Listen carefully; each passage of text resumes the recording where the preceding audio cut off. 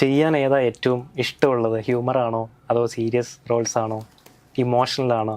എല്ലാം ചെയ്യാൻ ഇഷ്ടം. എല്ലാം ചെയ്യാൻ ഇഷ്ടം. എല്ലാം ചെയ്യാൻ ഞാൻ പറഞ്ഞു എനിക്ക് എല്ലാം എന്നാലും നമുക്കൊരു ഈസിനെസ് ഉണ്ടാവില്ല, അത് ഏത് ചെയ്യാൻ അങ്ങനെ എന്തെങ്കിലും ഉണ്ടോ? അല്ല, കൂടുതലും ബോൾഡായിട്ടുള്ള ക്യാരക്ടേഴ്സ് ചെയ്യാൻ അതൊരു ചെയ്തിട്ടുള്ളതിൻ്റെ ആ ഒരു എക്സ്പീരിയൻസിലായിരിക്കും ഇഷ്ടമാണ്. ഈ കാലഘട്ടത്തിൽ ഇപ്പം മലയാളത്തിൽ വരുന്ന സിനിമകൾ സ്ത്രീ കഥാപാത്രങ്ങൾ എഴുതുന്ന സിനിമയിൽ വരുന്ന സ്ത്രീ കഥാപാത്രങ്ങൾ വളരെ ശക്തമായ കഥാപാത്രങ്ങൾ എഴുതപ്പെടുന്നുണ്ട്. ആ ഒരു മാറ്റം വിസിബിൾ ആണ്. ഫീമെയിൽ ഓറിയന്റഡ് ഫീമെയിൽ സെൻട്രിക് സിനിമകൾ ഒരുപാട് വരുന്നുണ്ട്. അവയൊക്കെ തിയേറ്ററിൽ വലിയ വിജയങ്ങൾ വന്നിട്ടുണ്ട്. ഫോർ എക്സാമ്പിൾ പറയുകയാണെങ്കിൽ ലോക ബിഗ്ഗസ്റ്റ് കളക്ഷൻ കിട്ടിയ ഒരു സിനിമയാണ്. എനിക്ക് തോന്നുന്നു ഒരു 300 കോടിയിലധികം കളക്ഷൻ കിട്ടിയ ഒരു സിനിമയാണ്. അതിന് ഇപ്പോഴും വേറൊരു മലയാള സിനിമ കവർ ചെയ്തിട്ടില്ല അല്ലേ? അപ്പോൾ ഈ ഒരു മാറ്റത്തെ എങ്ങനെയാണ് നോക്കിക്കാണുന്നത്?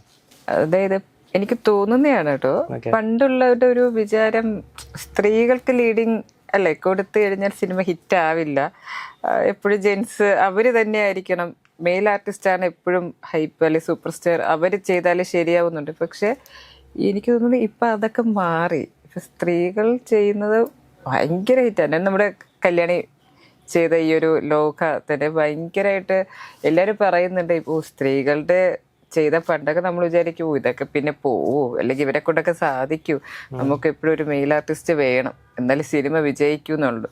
അപ്പം അതൊക്കെ മാറി. എന്തുകൊണ്ടായിരിക്കും അങ്ങനെ ചിന്തിക്കുന്നത്? എനിക്ക് തോന്നുന്നു ഇപ്പൊ സോഷ്യൽ മീഡിയ ഒരുപാട് ആക്റ്റീവാണ്.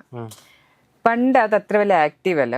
ഇപ്പൊ നമ്മൾ തന്നെ ഉദാഹരണത്തിന് നമ്മൾ പണ്ട് മൂവീസ് കാണും ഇല്ലേ, ആ മൂവീസിൽ കാണുന്ന നായകനും നായികയും മാത്രമേ നമുക്കറിയൂ, അല്ലാതെ വേറെ കുറച്ച് അവരുടെ കഴിവുകളൊന്നും നമ്മൾ അറിയുന്നില്ല. പക്ഷെ ഇപ്പൊ അങ്ങനെയല്ല. റീൽസും കാര്യങ്ങളിലൂടെ കുറേ പെൺകുട്ടികളായിക്കോട്ടെ ആൺകുട്ടികളായിക്കോട്ടെ അവരുടെ കഴിവ് നമ്മൾ ലൈവ് കാണുന്നുണ്ട്.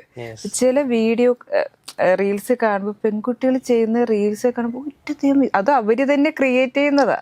വേറെ സ്ക്രിപ്റ്റും കാര്യങ്ങളും എല്ലാം അവര് തന്നെ എഴുതി റെഡിയാക്കുന്ന കാണുമ്പോൾ ഇപ്പൊ ആൾക്കാർക്ക് മനസ്സിലാവുന്നുണ്ട് പെൺകുട്ടികൾ അത്രയും കഴിവുള്ള കുട്ടികളുണ്ട്, അവരെ വെച്ച് ചെയ്താലും ശരിയാ. അതാണ് ഒരുപാട് ന്യൂ കമ്പേഴ്സ് വരുന്നത്. പണ്ടതില്ല. പണ്ട് ചെയ്യുന്ന ആർട്ടിസ്റ്റ് തന്നെയാണ് ഇങ്ങനെ എപ്പോഴല്ലേ, പണ്ട് നമ്മളൊക്കെ കുഞ്ഞിലെ കാണുന്ന എല്ലാ ആർട്ടിസ്റ്റ് തന്നെയാണ്. ഇപ്പൊ അങ്ങനെയല്ല, ഓരോ സിനിമയിലും പുതിയ പുതിയ ആർട്ടിസ്റ്റ് വരുന്നുണ്ട്.